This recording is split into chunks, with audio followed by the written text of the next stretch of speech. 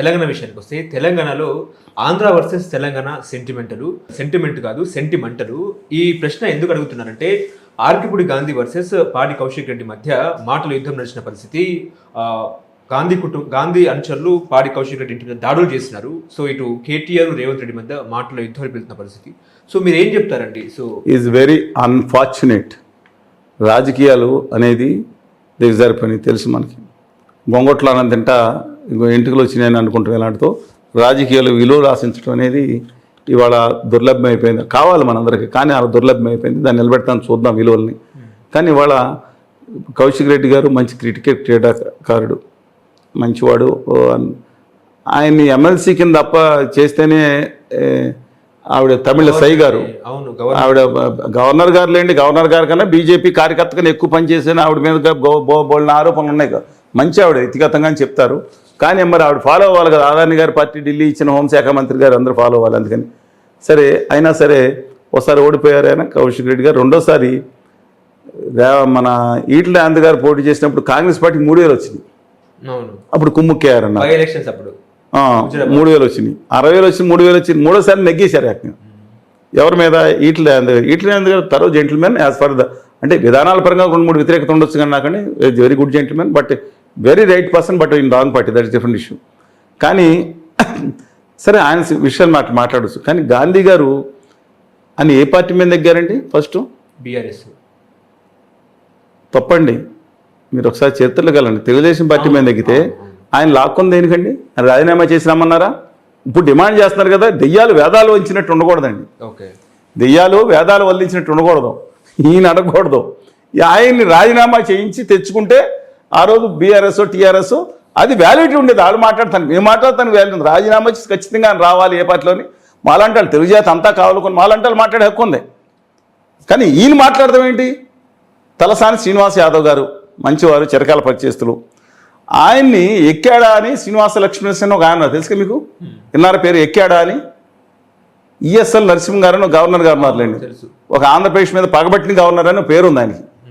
ఈ చెప్తున్నా, వీళ్ళందరూ ఉత్తర భారతీయ జనతా పార్టీ కాంగ్రెస్ నియమించినా సరే ఉత్తర భారతీయ జనతా పార్టీ ఆదేశాలు స్వీకరించారంటారు కదా. ఈయన కనీసం రాజీనామా అడగకుండా మంత్రి పదవి ఇచ్చేశారు కదా. ఈయన ఇచ్చారని చెప్పాడు ఆంధ్రప్రదేశ్లో, అక్కడ ఆదినారాయణ గారి మంత్రి పదవులు ఇచ్చారు కదా. మీకు అర్థమవుతుందా? వీళ్ళు మాట్లాడే హక్కు లేదంటున్నా. నిజంగా ఏ వామపక్ష పార్టీలో, సిపిఎం పార్టీనో, మిగతా వాళ్ళ పార్టీలో, ఆమ్ ఆద్మీ పార్టీనో మాట్లాడితే అర్థం ఉంది. వీళ్ళు మాట్లాడతాం ఏంటి?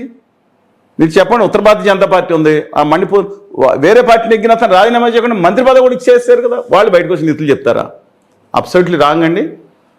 కానీ అన్ఫార్చునేట్ ఏంటంటే దీంట్లో వాళ్ళు చూసుకోవాల్సిన ఇష్యూలో గాంధీ గారికి చాలా, అంటే అసలు మీ ఎప్పుడైనా గట్టిగా మాట్లాడిన సందర్భాలు కూడా లేవు.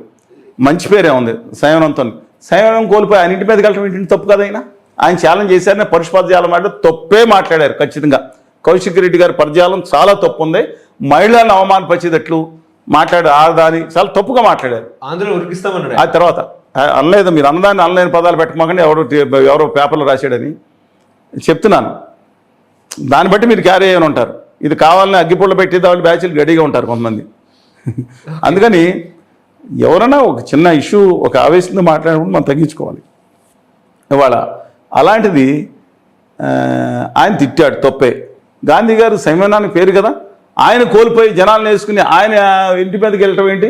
వెళ్ళారు, ధర్నా చేశారు, పక్కన కూర్చున్న వేరు. ఇంటి మీద కోడిగుడ్లు వేస్తారు, లేదా టమాటాలు వేస్తారు ఏంటి? Absolutely wrong. మంచి పేరు నాలబట్టి మంచి పేరు ఆయన. ఎవరో పైన ఎవరో చూసుకో తర్వాత చేసుకొని చెప్పండి తెలియదు, సహజంగా వెళ్ళరండి ఆయన. అది జరిగిన తప్పు. దాని మీద ఏం రియాక్షన్గా తప్పు. కృష్ణా జిల్లా నుంచి వస్తే, మా పక్క జిల్లా అండి కదా, వస్తే బతకడానికి ఏం మాట్లాడి, ఎక్కడి నుంచి వచ్చారు వీళ్ళు అంటే ఈ దేశ చరిత్రలో దక్కదేయండి. మహారాష్ట్ర నుంచి వచ్చి స్థిరపడిన వాళ్ళు ఎవరో లెక్కలు డిఎన్ఏ లెక్కలు తెద్దామా? ఎక్కడి నుంచి ఎవరు వచ్చారు డిఎన్ఏ లెక్కలు తీయమనండి. ఏంటి మాట్లాడతారు? విధానాలు మేము మాట్లాడడం విమర్శించమని తప్పులేదు. ఇప్పుడు ప్రాంతీయ అత్యస్తం కోసం వచ్చిందా? గొప్ప ప్రాంతీయ వాళ్ళకి అవసరం ఉన్నప్పుడు కేసీఆర్ గారు ఏమన్నారు? అందరూ కాళ్ళు ముళ్ళలో దిగితే పండితో తీస్తానన్నాడు. నిజంగా ఆయన ఫస్ట్ నేను ఇద్దరు మాట్లాడుతున్నప్పుడు ఏమని మీరు కొంచెం తప్పు మాట్లాడుతున్నారన్నాను ఉద్యమంలో. శ్రీనివాస్ గారు చర్చలోనే, టీవీ చర్చలోనే నేను అలా మాట్లాడకుండా జోష్ కోసం మాట్లాడన్నారు. అందుకోసం అది ఆ ఉద్యమం అయిపోయిన తర్వాత 90% పాలకుడు అంతా మారి నిజంగా ఇబ్బంది లేకుండా కోస్తా రాయలసీమ లేదా కర్ణాటక మహారాష్ట్ర ఎక్కడి నుంచి ఇబ్బంది లేకుండా చూసుకున్నాడు ఆయన. మెచ్చుకోవాలి. దాన్ని తిడతా ఎందుకు రెచ్చగొట్టుకోవాలా? మరి ఈయన మాట్లాడుతున్న తర్వాత మళ్ళీ వెంటనే బీఆర్ఎస్ సమాధానం నేను అలా అనలేదు, మిగతా ఆంధ్రలో అనలేదు, ఏదో మళ్ళీ అని అన్నారు కదా. కౌశిక్ రెడ్డి గారు అలాంటి మాటలు మాట్లాడుతున్న సమంజసం కాదు. నేను ఇదే అని కాదు, మొత్తం తెలుగు జాతి ఒక్కడిగా నేను బాగా కోరుకున్నాను. నేను మహబూబ్నగర్లో క్యాంప్ పెట్టినా, లేదా ఆదిలాబాద్లోనే, లేదా ఖమ్మం జిల్లాలో గిరిజనుల కోసం నేను పెట్టుకున్నాను. నాకు తెలుగు జాతి అంతా ఒకటే అనుకుంటాను నేను. దయచేసి వాళ్ళు ఢిల్లీలో కౌశిక్ రెడ్డి గారు మీరు పోరాడాల్సింది, గాంధీ గారు మీరు పోరాడాల్సింది ఎవరి మీద తెలుసా? మీ ఇక్కడ కాదు, మన తెలుగు జాతిని అన్యాయం చేస్తా తమ పదగట్ల కింద తెలంగాణకి ఒక్క నేషనల్ పార్టీ లేకుండా ఐటీఆర్ పార్టీ తొక్కేసి కాజీ ఎక్కిపేట కోచ్ ఫ్యాక్టరీని స్కేల్ డౌన్ చేసి భయాను ఉక్కిపేటని తొక్కేసి భూమిలో తొక్కేసి ఇక్కడ మన హక్కుల్ని ఢిల్లీలో పాతి పెడుతున్న ఆ ఉత్తర భారతీయ జనతా పార్టీ అండ్ అదానీ గారి పార్టీ యొక్క అహంకారం మీద పోరాడే హక్కులు సాధించండి. మీ శక్తియుక్తులు రాష్ట్రానికి అవసరం, తెలుగు జాతికి అవసరం. మీ పోరాటం అక్కడ చేయండి. సరోజినీ నాయుడు గారు ఎవరండి? అగర్నాథ్ చెట్టిపల్లి గారి అమ్మాయి.